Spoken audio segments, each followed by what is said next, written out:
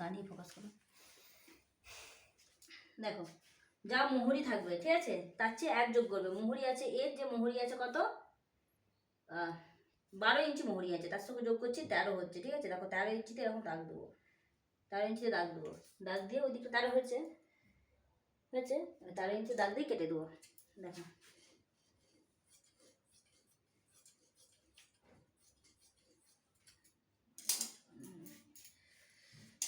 13 ইঞ্চিতে দাগ দিয়ে কেটে দাও। এইটা হচ্ছে আমাদের পায়ের পোর্শনটা বেরোচ্ছে, কুচির পোর্শনটা তারপর বের করবো। এটা 2 নম্বর পাটটা বেরোচ্ছে পায়ের পোর্শন। দুটো পা 13 ইঞ্চি করে দুটো ভাগ চাই আমাদের, তাহলে হাঁপাহাঁপি এভাবে কেটে দেবো। দেখো কীভাবে কাটছি, কাঁচি কীভাবে ধরছি, দেখো ঠিক সেভাবে কিন্তু তোমরা প্র্যাকটিসটা করবে।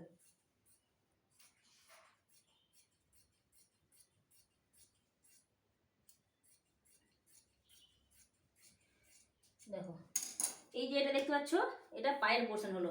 দেখো এইভাবে দুটো পা দুদিকে জয়েনিং হবে,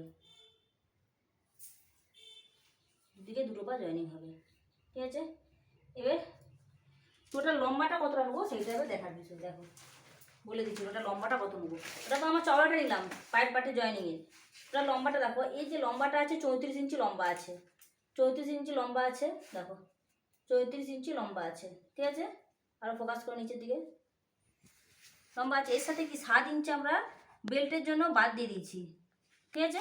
7 ইঞ্চি বাদ দিলে কত হবে, বিয়োগ করলে 34 7 17 8 9 10 11 12 13 14 7 হাতে 1 27 ইঞ্চি থাকবে, ঠিক আছে। 27 ইঞ্চি আমরা লম্বা নেব। এর সঙ্গে কী যোগ করবো, প্লাস ½ ইঞ্চি সেলাই, প্লাস 2 ইঞ্চি নিচে মোহরিটা মুড়ার জন্য, তাহলে কত 27 28 29 29.5 ইঞ্চি টোটাল আমরা লম্বাটা নেবো, যদি কাপড় থাকে। নাহলে এই জায়গাটা আমরা আলাদাভাবে জয়েন করতে পারবো, ঠিক আছে। তা টোটাল লম্বা আমরা কত নেবো, এটা দেখো 29.5। এবার লম্বা কেটে নেবো। এই যে আমরা সবাটা কাটলাম, এখান থেকে প্যান্টের যে লম্বাটা হবে 29.5 মাথায় ঢুকলো। দেখো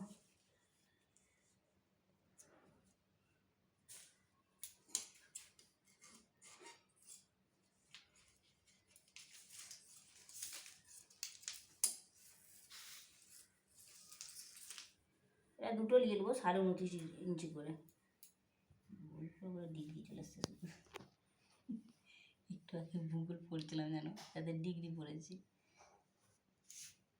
এতে চলে আসছে তোমার